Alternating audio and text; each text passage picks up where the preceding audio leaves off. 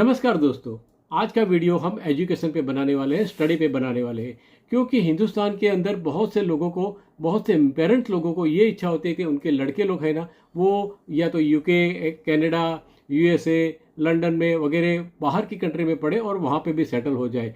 क्योंकि वहाँ की जो करेंसी है वो इतनी हैवी करेंसी है कि अगर वो चाहे ना तो इंडिया के अंदर जॉब करने के लिए उन्हें मुश्किल होगी, तकलीफ होगी या इतनी सैलरी नहीं मिलेगी। इसलिए वो चाहते कि भाई हमारे लड़के लोग वहाँ बाहर जाए, पढ़े और फिर वहाँ पे सेटल हो जाए। ये कोई बुरी बात नहीं है और ये बहुत ही अच्छी बात है। तो आज का ये जो हमारा वीडियो है ना, एजुकेशन पे, स्टडी पे है। एब्रॉड में कैसे स्टडी, एब्रॉड में क्या है कि देखिए यूएसए में, कनाडा में थोड़ी सी प्रॉब्लम हो रही है।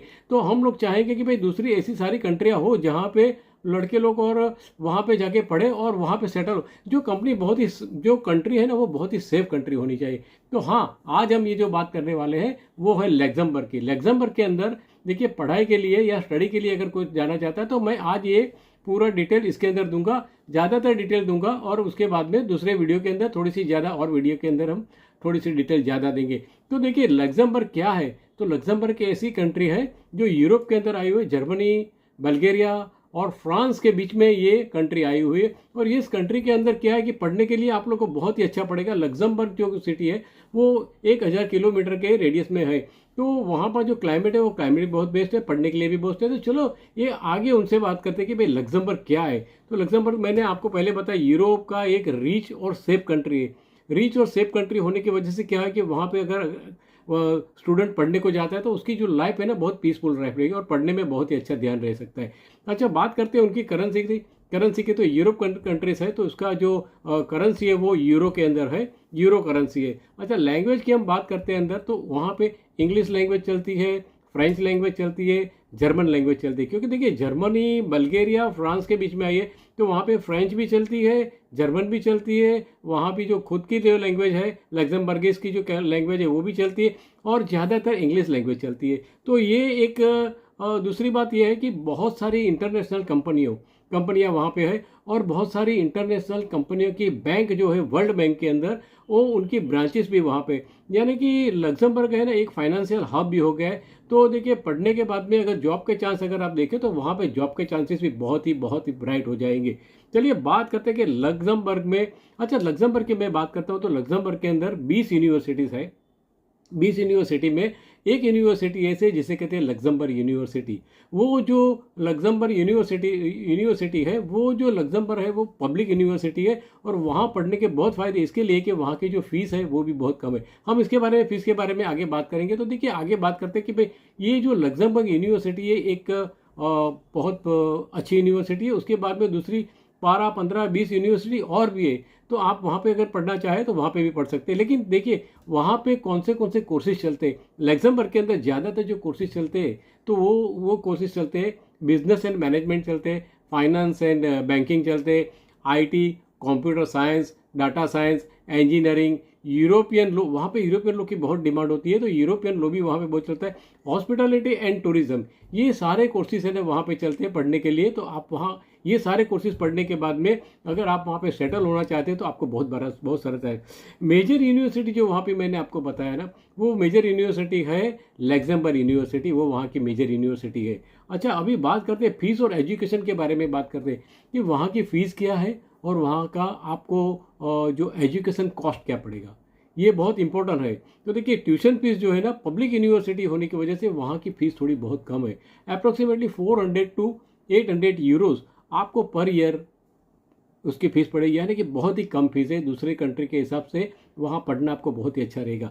सेकंड तरीके हम बात करते हैं कि भाई लिविंग कॉस्ट बहुत इंपॉर्टेंट करती है लिविंग कॉस्ट रहने के लिए। तो लिविंग कॉस्ट का जो खर्चा है, आपका रेंट है, फूड है, ट्रांसपोर्टेशन है, तो 900 से 1200 आपको यूरो वहाँ पे लिविंग कॉस्ट आपकी आएगी। उसके बाद में आप लोग कहा, अच्छा तो ये जो लिविंग कॉस्ट आपकी है ना 900 से 1200, तो वो आपको वहाँ से कवर हो जाएगी जहाँ पे आप पार्ट टाइम जॉब करेंगे ना, तो वहाँ पे पार्ट टाइम जॉब के अंदर आपका ये पैसा कवर हो जाएगा। तो इसके लिए बहुत सारी चिंता करने की ज़रूरत नहीं। बात करते हैं पार्ट टाइम जॉब। मैंने अभी बताया आपको, तो पार्ट टाइम जॉब कैसे मिलेगी आपको। तो देखिए, वहाँ के थोड़े कुछ रूल्स है।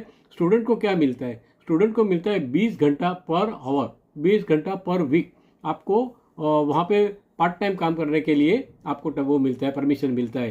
तो 20 घंटे के हिसाब से आप गिन लीजिए कि भाई एक महीने के अंदर 80 घंटा, 80 आवर्स आपको वो मिलेगा, पार्ट टाइम जॉब करने का मिलेगा। और उसकी जो सैलरी है वो आपको 12 से 15 यूरो, 12 से 15 यूरो आपको उसकी सैलरी मिलेगी। इसके हिसाब से जो आप जो वहाँ रहना चाहते हैं, फूड है, आपका ट्रांसपोर्टेशन है, जो वगैरह है, वो सारा खर्चा वहाँ से निकल जाएगा। बात करते हैं भाई कहाँ कहाँ जॉब मिलेगा आपको। तो देखिए, रेस्टोरेंट में मिलेंगे, होटल्स में मिलेंगे, सुपरमार्केट में मिलेंगे, वेयर हाउस में मिलेंगे, ऑफिस हेल्पर में मिलेंगे। देखिए, जो रेस्टोरेंट में है ना, बहुत सारे जॉब वहाँ अवेलेबल होते हैं। यानी कि देखिए, अगर आपको सब्जी काटना भी अगर सीख गए होते तो सब्जी काटने के लिए भी आपको जॉब मिल सकता है। और बहुत वेयर हाउस के अंदर देखिए बॉक्स पैकिंग का भी जॉब मिल सकता है। यानी अपॉर्चुनिटी ऑफ द वर्किंग बहुत बड़ी अपॉर्चुनिटीज़ है वहाँ पे।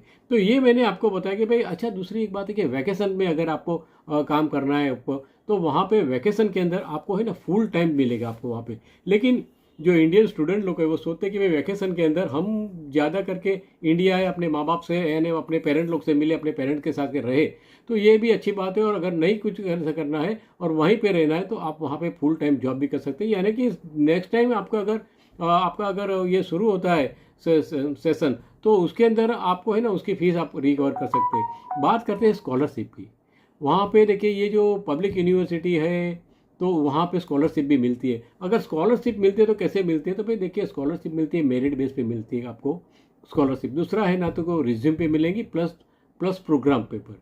ये इनके पर आपको अगर स्कॉलरशिप के लिए अगर आप वहाँ पे अप्लाई करोगे, अगर आपको स्कॉलरशिप मिलती है तो आपको बहुत सारा चीज़ क्या हो जाएगी कि आपकी जो फीस है ना वो बहुत कम हो जाएगी, और जो लिविंग कॉस्ट है रहने की वो भी बहुत ही कम हो जाएगी। अब बात करते हैं कि भाई वीज़ा प्रोसेसिंग के बारे में। तो वीज़ा प्रोसेसिंग के बारे में आपको क्या करना पड़ेगा। देखिए, फर्स्ट ऑफ ऑल आप अगर ये कोई किसी भी यूनिवर्सिटी के साथ में कॉरस्पॉन्डेंस करते, उसका फॉर्म भरते और आपको वहाँ पे अगर एडमिशन के लिए मिल जाता है, तो क्या हो जाता है कि भाई आपको एक रिक्वायर्ड डॉक्यूमेंट, आपको वीज़ा के लिए कुछ डॉक्यूमेंट रिक्वायरमेंट होगा। वो क्या होगा कि भाई एक अगर आपको एडमिशन के लिए हो जाता है तो एक यूनिवर्सिटी का ऑफर लेटर आपको मिलेगा। तो वो आपको सबमिट करना है, यूनिवर्सिटी का ऑफर लेटर करना है, आपको पासपोर्ट देना है, एजुकेशन सर्टिफिकेट देना है। अच्छा, प्रूफ ऑफ फंड्स का भी आपको देना पड़ेगा। 12,000 12,000 अप्रोक्सीमेटली आपको यूरो डॉलर का आपको फंड्स भी दिखाना पड़ेगा। दूसरा आपको देना पड़ेगा मेडिकल इंश्योरेंस। मेडिकल इंश्योरेंस वहाँ पे बहुत ही ज़रूरी है, उसके बगैर आपको वहाँ पे एंट्री नहीं मिल। और एकोमोडेशन प्रूफ, आपको रहने का जो जहाँ पे रहना चाहते हैं वहाँ का आपको प्रूफ भी देना पड़ेगा। ये सारा आप अगर आप देंगे तो वीज़ा मिलने के बाद आप लीगल स्टूडेंट हो जाए। अगर ये करने के बाद में आपको अगर 6 से 10 वीक के अंदर वीज़ा मिल जाता है तो फिर आप है ना वहाँ के एक लीगल स्टूडेंट के रूप से हो जाते हैं, यानी आप लग्जमबर्ग जाने के लिए एकदम से रेडी है। अच्छा, स्टडी के बाद में आपको क्या करना। देखिए, ये सब हो गया आपका, ये सारी बातें हो गई कि भाई कैसे वीज़ा निकाले, कहाँ जाए, कैसे रहे। तो ये आप यूनिवर्सिटी ऑफ लग्जमबर्ग के साथ रहे या बहुत सारी यूनिवर्सिटी के साथ पे रहे, तो मैं यहाँ पे ना थोड़ा सा डिटेल में एक यहाँ पे पोस्ट कर दूंगा कि वहाँ पे और कौन सी यूनिवर्सिटीज़ है और आप कहाँ कहाँ अप्लाई कर सकते हैं। तो वहाँ पे दूसरा एक चांस है आपको हो जाता है कि वहाँ पे आप अगर जॉब करते हैं, अगर 5 साल आपने वहाँ पे जॉब कर लिया तो उसके बाद में आपको क्या होता है कि 5 साल के बाद में आप परमानेंट रेसिडेंस के लिए भी आप अप्लाई कर सकते हैं, तो आपको पीआर वहाँ पे मिल जाएगा। स्टडी कंप्लीट होने के बाद जैसे आपको है ना ये एक सर्च वीज़ा का वो परमिशन मिलेगा, सर्च वीज़ा मिलेगा। सर्च वीज़ा मिलने के बाद में आप ट्राई करेंगे तो आपको वर्क मिलेगा, तो आपको वर्क का परमिट मिल जाएगा, वर्क परमिट मिल जाएगा आपको। और वर्क परमिट मिलने के बाद में आप वहाँ पे अगर 5 साल तक अगर आप वहाँ पे काम करते हैं तो आपको पीआर मिलने का चांस बहुत ही बढ़ जाता है। लग्जमबर्ग एक ऐसी कंट्री है जो 20 रिचेस्ट कंट्री के अंदर उसका नाम आता है। वहाँ पे 120 कंट्रियों के बैंक है वहाँ पे और बड़े बड़े कंपनियों के वहाँ पे ऑफिस है। लग्जमबर्ग एक बहुत ही रिच कंट्री है, वहाँ पर रहना आपको बहुत ही अच्छा लगेगा। तो दोस्तों, अगर आपको यूरोप में लो बजट में स्टडी करनी है, जॉब लेना है, आपको फ्यूचर सेटलमेंट चाहते हैं, तो आप लग्जमबर्ग में स्टडी करने के लिए देख क्या होता है कि यूएसए, कनाडा और लंदन वगैरह में पढ़ने के लिए जाते हैं लोग, क्योंकि लोगों का फोकस वहीं पे है कि भाई हम वहीं पे जाके पढ़ेंगे वहीं पे। तो ये जो यूरोपियन कंट्रीज़ के अंदर पढ़ने के बारे में जो आपको सोचते हैं, तो लग्जमबर्ग आपके लिए बेस्ट ऑप्शन है। तो देखिए, ये वीडियो मैंने आपको लिए बनाया है, छोटा सा वीडियो इसीलिए बनाता हूँ कि भाई आप लोग को वीडियो देखते देखते बोर रहे। लेकिन अगर आपको ये वीडियो इन्फॉर्मेटिव लगा हो, आपको कुछ अच्छा लगा हो, तो आप लाइक करिएगा, शेयर करिएगा और सब्सक्राइब के बटन पे भी दबा दीजिएगा। तो हमारा आने वाला वीडियो का आपको और ज़्यादा इंटीमेशन मिल जाएगा। तो पूरा वीडियो देखा आपने, इसके लिए आप लोग का बहुत बहुत थैंक यू वेरी मच। और हम मिलते हैं दूसरे वीडियो के अंदर। Thank you very much.